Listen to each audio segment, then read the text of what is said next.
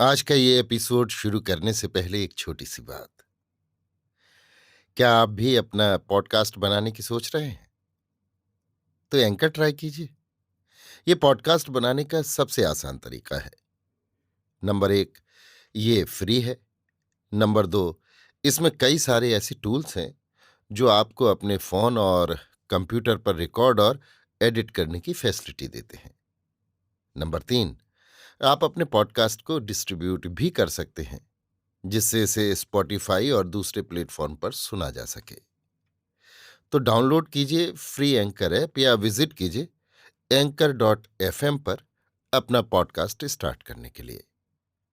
ये तो थी एक छोटी सी जानकारी, और अब शुरू करते हैं एपिसोड का सिलसिला। तो आज के एपिसोड में लीजिए सुनिए सूर्यकांत त्रिपाठी निराला के लिखे उपन्यास अप्सरा का भाग 16, मेरी यानी समीर गोस्वामी की आवाज में। कनक ने बंगले पहुंचकर जो दृश्य देखा, उससे उसकी रही सही आशा निर्मूल हो गई।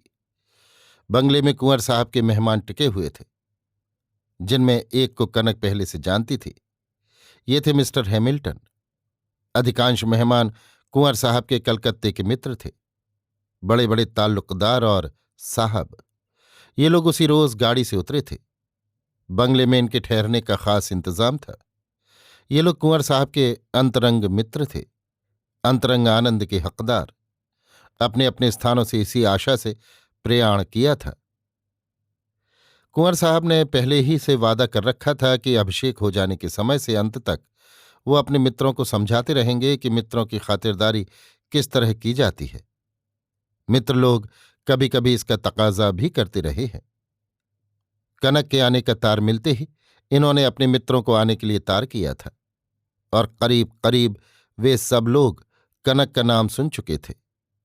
कुंवर साहब की थोड़ी सी जमींदारी 24 परगने में थी, जिससे कभी कभी हैमिल्टन साहब से मिलने जुलने का ताल्लुक आ जाता था। धीरे धीरे ये मित्रता बड़ी दृढ़ हो गई थी, कारण दोनों एक ही घाट पानी पीने वाले थे, कई बार पी भी चुके थे। इससे हृदय भेदभाव रहित हो गया था। हैमिल्टन साहब को तार पाने पर बड़ी प्रसन्नता हुई।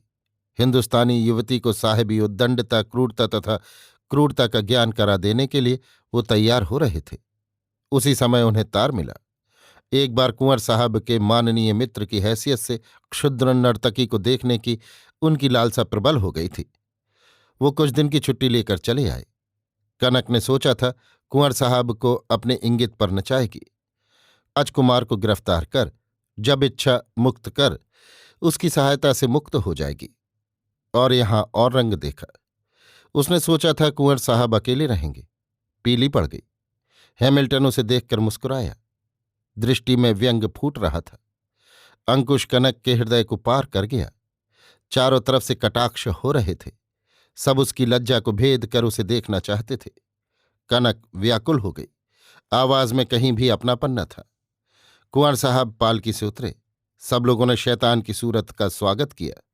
कनक खड़ी सबको देख रही थी। अजी, आप बड़ी मुश्किलों में मिली, और सौदा बड़ा महंगा।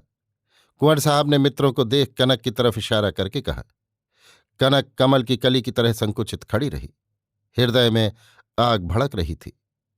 कभी कभी आंखों से ज्वाला निकल पड़ती थी। याद आया वो भी महाराज कुमारी है, पर उमड़कर आप ही हृदय बैठ गया। मुझ में और इनमें कितना फर्क है। ये मालिक हैं और मैं इनके इशारे पर नाचने वाली। और ये फर्क इतने ही के लिए। ये चरित्र में किसी भी तवायफ से अच्छे नहीं, पर समाज इनका है, इसलिए इनका अपराध नहीं। ऐसी नीचता से ओतप्रोत वृत्तियों के लिए हुए भी ये समाज के प्रतिष्ठित, सम्मान्य, विद्वान और बुद्धिमान मनुष्य हैं, और मैं। कनक को चक्कर आने लगा। एक खाली कुर्सी पकड़कर उसने अपने को संभाला। इस तरह तप तप कर वो और सुंदर हो रही थी, और चारों तरफ से उसके प्रति आक्रमण भी वैसे ही और चुभीले। कुंवर साहब मित्रों से खूब खुलकर मिले। हैमिल्टन की उन्होंने बड़ी इज्जत की। कुंवर साहब जितनी ही हैमिल्टन की कद्र कर रहे थे, वो उतना ही कनक को अकड़ अकड़ कर देख रहा था। मुस्कुराते हुए कुंवर साहब ने कनक से कहा, बैठो इस बगल वाली कुर्सी पर। अपने ही आदमियों की एक बैठक होगी, 2 मंजिले पर। यहां भी हारमोनियम पर कुछ सुनाना होगा। सुरेश बाबू, दिलीप सिंह भी गावेंगे। तुम्हें आराम के लिए फुर्सत मिल जाया करेगी। कहकर चालाक पुतलियां फेर लीं। एक नौकर ने आकर कुंवर साहब को खबर दी कि सर्वेश्वरी बाई यहां से स्टेशन के लिए रवाना हो गई। उनका हिसाब कर दिया गया। कहकर नौकर चला गया। एक दूसरा नौकर आया, सलाम कर उस आदमी के गिरफ्तार होने की खबर दी। कुंवर साहब ने कनक की तरफ देखा। कनक ने हैमिल्टन को देखकर राजकुमार को बुलाना उचित नहीं समझा। दूसरे जिस अभिप्राय से उसने राजकुमार को कैद कराया था, यहां उसका अभिप्राय सफल नहीं हो रहा था। कोई संभावना भी न थी। कनक को मौन देखकर कुंवर साहब ने कहा, ले आओ उसको। कनक चौंक पड़ी। जल्दी में कहा, नहीं नहीं, उसकी कोई जरूरत नहीं, उसे छोड़ दीजिए। कनक का स्वर कांप रहा था। जरा देख तो लें उस इशारेबाज को। कुंवर साहब ने इशारा किया। 4 सिपाही अपराधी को लेकर बंगले के भीतर आए। भीतर आते ही किसी तरफ नजर उठाए बिना अपराधी ने झुककर 3 बार सलाम किया। उसका शरीर और रंग ढंग राजकुमार से मिलता जुलता था, पर कनक ने देखा वो राजकुमार नहीं था। इसका चेहरा रूखा, कपड़े मोटे, बाल छोटे छोटे, बराबर। उम्र राजकुमार से कुछ कम जान पड़ती थी। कुंवर साहब ने कहा, क्यों जी, इशारेबाजी तुमने कहाँ सीखी? अपराधी ने फिर झुककर 3 बार सलाम किया और कनक को एक तेज निगाह से देख लिया। ये वो नहीं है, कनक ने जल्दी में कहा। कुंवर साहब देखने लगे, पहचान नहीं सके। स्टेज पर ध्यान आदमी की तरफ से ज्यादा कनक की तरफ था। पहले के आदमी से इसमें कुछ फर्क देखते थे। अपराधी ने किसी की तरफ देखे बिना फिर सलाम किया और जैसे दीवार से कह रहा हो, हुजूर, ग्वालियर में पखावत सीखकर कुछ दिनों तक रामपुर, जयपुर, अलवर, इंदौर, उदयपुर, बीकानेर, टीकमगढ़, रीवा, दरभंगा, बर्धमान, इन सभी रियासतों में मैं गया और सभी महाराजों को पखावत सुनाई है। हुजूर के यहां जलसा सुनकर आया था। कहकर उसने फिर सलाम किया। अच्छा, तुम पखावजी हो? हुजूर। हैमिल्टन की तरफ मुड़कर अंग्रेजी में कहा। अब बन गया मामला। कनक आगंतुक और कुंवर साहब को देख रही थी।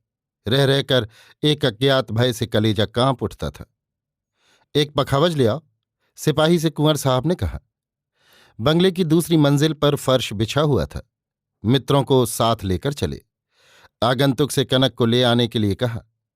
सिपाही पखावज लेने चला गया और लोग बाहर फाटक पर थे। कुंवर साहब और उनके मित्र चढ़ गए। पीछे से 2-1 खिदमतगार भी चले गए। कमरा सूना देख युवक ने कनक के कंधे पर हाथ रखकर फिसफिसाते हुए कहा, मैं राजकुमार का मित्र हूं। कनक की आंखों से प्रसन्नता का फव्वारा फूट पड़ा। देखने लगी। युवक ने कहा, यही समय है, 3 मिनट में हम लोग खाई पार कर जाएंगे। तब तक वे लोग हमारी प्रतीक्षा करेंगे। देर हुई तो इन राक्षसों से मैं अकेले तुम्हें बचा न पाऊंगा। कनक आवेग से भरकर युवक से लिपट गई और हृदय से रेल कर उतावली से कहा, चलो। तैरना जानती हो? जल्द जल्द खाई की तरफ बढ़ते हुए। ना, शंका से देखती हुई। पेशवाज भीग जाएगी। अच्छा हाँ। युवक कमर भर पानी में खड़ा होकर, धीरे से उतर पड़ो, घबराओ मत। कनक उतर पड़ी। युवक ने अपनी चादर भिगोकर पानी में हवा भरकर गुब्बारे सा बना कनक को पकड़ा दिया। ऊपर से आवाज आई, अभी ये लोग नहीं आए, जरा नीचे देखो तो। युवक कनक की बांह पकड़कर चुपचाप तैरकर खाई पार करने लगा। लोग नीचे आए, फाटक की तरफ दौड़े। युवक पार चला गया। उस पार घोर जंगल था। कनक को साथ ले पेड़ों के बीच अदृश्य हो गया। इस बंगले के चारों तरफ खाई थी, केवल फाटक से जाने की राह थी। फाटक के पास से बड़ी सड़क कुंवर साहब की कोठी तक चली गई थी। शोरगुल उठ रहा था। ये लोग इस पार से सुन रहे थे। हम लोग पकड़ लिए जाएं तो बड़ी बुरी हालत हो, कनक ने धीरे से युवक से कहा। अब 1000 आदमी भी हमें नहीं पकड़ सकते। ये 6 कोस का जंगल है, रात है, तब तक हम लोग घर पहुंच जाएंगे। कपड़े निचोड़ते हुए युवक ने कहा, क्या आपका घर भी यहीं है? चलते हुए स्नेह सिक्त स्वर से कनक ने पूछा। मेरा घर नहीं, मेरे भाई की ससुराल है, राजकुमार वहीं होंगे। वे लोग जंगल चारों तरफ से घेर लें तो? ऐसा हो नहीं सकता, और जंगल के बगल में ही वो गांव है, इस तरफ 3 मील। आपको मेरी बात कैसे मालूम हुई? भाभी ने मुझे राजकुमार की मदद के लिए भेजा था। उसे उन्होंने तुम्हें ले आने के लिए भेजा था। कनक के क्षुद्र हृदय में रस का सागर उमड़ रहा था। आपकी भाभी को राजकुमार क्या कहते हैं? बहू जी, आपकी भाभी मायके कब आई? 3-4 रोज हुए। कनक अपनी एक स्मृति पर जोर देने लगी। साथ राजकुमार थे? हाँ। आप तब कहाँ थे? लखनऊ, किसानों का संगठन कर रहा था, पर बचकर, क्योंकि मुझे काम ज्यादा प्यारा था। फिर लखनऊ में सरकारी खजाने पर डाका पड़ा। शक पर मैं भी गिरफ्तार कर लिया गया, पर मेरी गैरहाजिरी ही साबित रही। पुलिस के पास कोई बड़ी शिकायत नहीं थी, सिर्फ नाम दर्ज था। खुफिया वाले मुझे भला आदमी जानते थे। कोई सबूत न रहने से जमानत पर छोड़ दिया गया। 6-7 रोज हुए होंगे, अखबारों में छपा था। राजकुमार को कब मालूम हुआ? जिस रोज भाभी को ले आए उसी रात को तुम्हारे यहां। कनक एक बार प्रणय से पुलकित हो गई। देखिए कैसी चालाकी, मुझे नहीं बतलाया, मुझसे नाराज होकर आए थे। हाँ, सुना है तुमसे नाराज हो गए थे। भाभी ने बतलाया भी नहीं था, पर एक दिन उनकी चोरी भाभी ने पकड़ ली। तुम्हारे यहां से जो कपड़ा पहनकर गए थे उसमें सिंदूर लगा था। कनक शर्मा गई। अच्छा, ये भी सब हो चुका है? हंसती हुई चल रही थी। हाँ, राजकुमार की मदद के लिए यहां आने पर मुझे मालूम हुआ कि कुंवर साहब ने उनको गिरफ्तार करने का हुक्म दिया है। यहां मेरी भाभी के पिता नौकर हैं। गिरफ्तार करने वालों में उनके गांव का भी एक आदमी था। उसने उन्हें खबर दी। तब मैंने उसे समझाया कि अपने आदमियों को बहकाकर मुझे ही गिरफ्तार होने वाला आदमी बतलाए और गिरफ्तार करा दे। राजकुमार की रक्षा के लिए मैं और कई आदमियों को छोड़कर गिरफ्तार हो गया।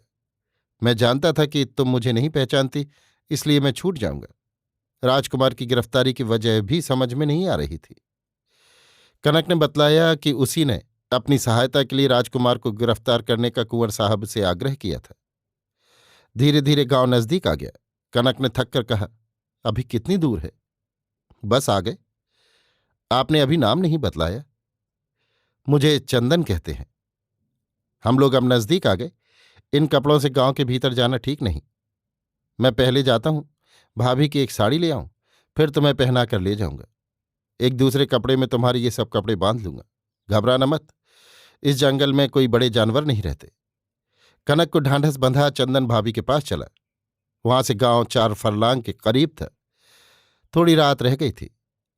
दरवाजे पर धक्का सुनकर तारा पलंग से उठी, नीचे उतरकर दरवाजा खोला। चंदन को देखकर चांद की तरह खिल गई। तुम आ गए? इसने हार्थी शिशु की दृष्टि से भाभी को देखकर चंदन ने कहा, भाभी, मैं रावण से सीता को भी जीत लाया। तारा तरंगित हो उठी। कहाँ है वो? पीछे वाले जंगल में। बंगले से खाई तैरा कर लाया। वहां बड़ी खराब स्थिति हो रही थी। अपनी एक साड़ी दो, बहुत जल्द, और एक चादर ओढ़ने के लिए, और एक और उसके कपड़े बांधने के लिए।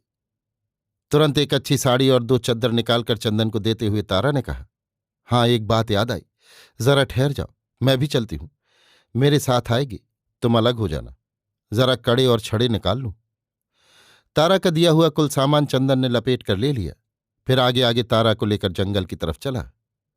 कनक प्रतीक्षा कर रही थी। शीघ्र ही दोनों कनक के पास पहुंच गए। कनक को देखकर तारा से न रहा गया। बहन, ईश्वर की इच्छा से तुम राक्षसों के हाथ से बच गई, कहकर तारा ने कनक को गले से लगा लिया। हृदय में जैसी सहानुभूति का सुख मिल रहा था, ऐसा उसे आज जीवन में नया ही मिला था। स्त्री के लिए स्त्री की सहानुभूति कितनी प्रखर और कितनी सुखद होती है, इसका आज ही उसे अनुभव हुआ। तारा ने साड़ी देकर कहा, ये सब खोलकर इसे पहन लो। कनक ने गीले वस्त्र उतार दिए। तारा ने चंदन से कहा, छोटे साहब, ये कड़े पहना दो, कलाई में कितनी ताकत है। चंदन ने कड़े डालकर दोनों हाथ घुटनों के बीच रखकर जोर लगाकर पहना दिए। फिर छड़े भी। युवती ने चंदन की इस ताकत के लिए तारीफ की। फिर कनक से चद्दर ओढ़कर साथ चलने के लिए कहा। कनक चद्दर ओढ़ने लगी तो युवती ने कहा, नहीं, इस तरह। कनक को चद्दर ओढ़ा दी। आगे आगे तारा, पीछे पीछे कनक चली। चंदन ने कनक के कपड़े बांध लिए और दूसरी राह के मिलने तक साथ साथ चला। तारा चुटकियां लेती हुई बोली, छोटे साहब, इस वक्त आप क्या हो रहे हैं? कनक हंसी। चंदन ने कहा, एक दर्जा महावीर से बढ़ गया, केवल खबर देने ही नहीं गया, सीता को भी जीत लाया। थोड़ी दूर पर एक दूसरी राह मिली। चंदन उससे होकर चला। युवती कनक को लेकर दूसरी से चली। प्रथम उषा का प्रकाश कुछ कुछ फैलने लगा था। उसी समय तारा कनक को लेकर पिता के मकान पहुंची। अपने कमरे में जहां राजकुमार सो रहा था ले जाकर दरवाजा बंद कर लिया। कुछ देर में चंदन भी आ गया। कनक थक गई थी। युवती ने पहले राजकुमार के पलंग पर सोने के लिए इंगित किया। कनक को लज्जित खड़ी देख बगल के दूसरे पलंग पर सस्नेह बाह पकड़ बैठा दिया और कहा, आराम करो, बड़ी तकलीफ मिली। कनक के मुरझाए हुए अधर खिल गए। चंदन ने पेशवाज सुखाने के लिए युवती को दिया। उसने लेकर कहा, देखो वहां ले जाकर इनका अग्नि संस्कार करना है। चंदन थक रहा था, राजकुमार की बगल में लेट गया। युवती सबकी देखरेख में रही। धीरे धीरे चंदन भी सो गया। कनक कुछ देर तक पड़ी सोचती रही। मां की याद आई। कहीं ऐसा न हो कि उसकी खोज में उसे वक्त स्टेशन मोटर दौड़ाई गई हो और तब तक गाड़ी ना आई हो, वो पकड़ ली गई हो। समय का अंदाजा लगाया। गाड़ी 3:30 बजे रात को आती है। चढ़ जाना संभव है। फिर राजकुमार की बातें सोचती कि न जाने वो सब इनके विचार में क्या भाव पैदा करे। कभी चंदन और कभी तारा की बातें सोचती, ये लोग कैसे सहृदय हैं। चंदन और राजकुमार में कितना प्रेम, तारा उसे कितना चाहती है, इस प्रकार उसे नहीं मालूम। उसकी इस सुख कल्पना के बीच कब पलकों के दल मुंद गए।